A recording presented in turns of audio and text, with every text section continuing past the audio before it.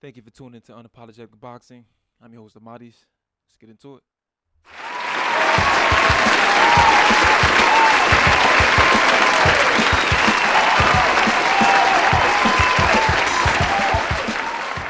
Great weekend in boxing coming up.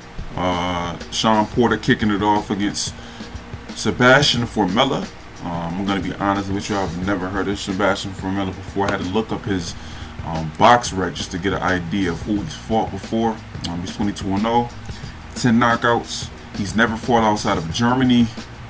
Honestly, I'm looking for Shawn Porter to get this guy out of there. Probably, I would, if I'm going to just take a blind guess, I would say within 6 or 7 rounds. Shawn Porter, as we know, is a pressure guy, relentless. It just breaks you down. I don't see anyone on Sebastian's resume that would even give me an idea that he should be able to last in the ring with a guy like Shawn Porter. But we shall see. I'm just happy to see Shawn Porter get back in the ring. I am not a fan of inactivity. It's good to see him stay as busy as he's going to be able to stay in the PBC schedule. And Shawn Porter and Kenny Porter did say this is the best that they could do with the circumstances that they have. Obviously, they can't get a fight with Keith Thurman.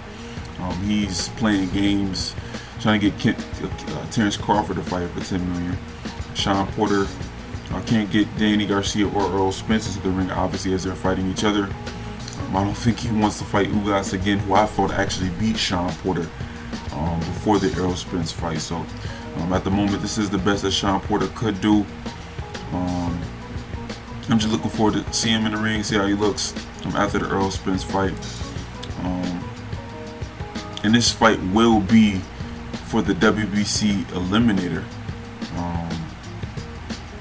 which probably tells me I hope that what's not going to happen is Shawn Porter and Earl Spence will rematch before we get to see the Spence and Crawford fight. But knowing PBC, that's probably what the plan is. So again, Shawn Porter versus Sebastian Formella tonight on Fox. I'm definitely looking forward to see how Shawn Porter looks. And over on ESPN tonight, we have Eliter Alvarez versus Joe Smith Jr. On the top rank card. If I had to pick a winner, I'm definitely going to go with Eliter Alvarez tonight in this fight. As long as he boxes and set Joe Smith up for shots, use his skills. He's definitely more skillful than Joe Smith Jr. I would expect the leader to get the points decision on Joe Smith Jr. tonight. Joe Smith Jr. is definitely a tough guy. He is known for spoiling plans. If you follow Joe Smith Jr. before, what I will say is Joe Smith Jr. is definitely the bigger puncher of the two in terms of one punch knockout power or being able to get a guy hurt if you're going to stand in front of him, which I don't expect the leader to do if he's coming in and boxing smart. But Joe Smith Jr. is definitely a tough, durable guy, great chin, big, strong kid. Definitely comes to fight and apply pressure all night. So it's definitely going to be an interesting fight. I'm definitely looking forward to that fight between Eliter Alvarez and Joe Smith Jr. And again, I got Joe Smith Jr.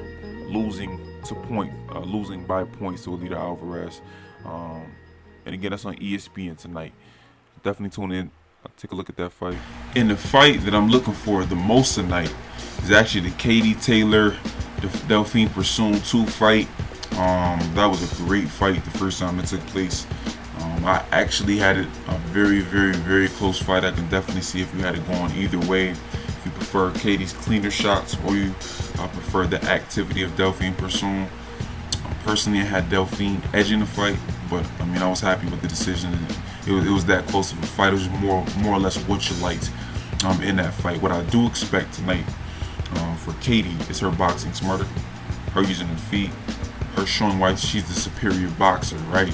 One thing that Katie has that Delphine does not have is great feet, right? In terms of changing angles, being able to walk being able to walk Delphine into shots, and being the slicker boxer, being the cleaner boxer, being the more efficient boxer. Delphine, to me, is more just a brawler. She's going to come forward. She's going to try to maul you. She's going to apply the pressure. What I'm looking for Katie to be able to do is keep her at bay at times. Get in, get her shots off, get out, use her feet to show why she's the superior boxer, more skilled boxer. And then tie her up when she needs to, right? get herself out of danger. Just fights a lot smarter than she did in the first fight. I think in the first fight she got drawn into having the brawl with Delphine, and it kind of backfired on her. I'm always going to prefer the boxer, the pure boxer over a more skilled fighter, especially in a rematch. They're typically able to make adjustments that the brawler just isn't. So I'm definitely expecting Katie to come out on a points decision tonight, looking a lot better, a lot sharper. And the main event on that same card, we have Dillian Whyte versus Alexander Povetkin. I'm definitely interested to see how Dillian Whyte deals with Alexander Povetkin. Povetkin, people seem to sleep him for some reason, not understanding the only fighters that he's ever lost to are the absolute elite fighters. And there's always been questions about exactly how good Dillian Whyte is. Is Dillian Whyte truly an elite fighter?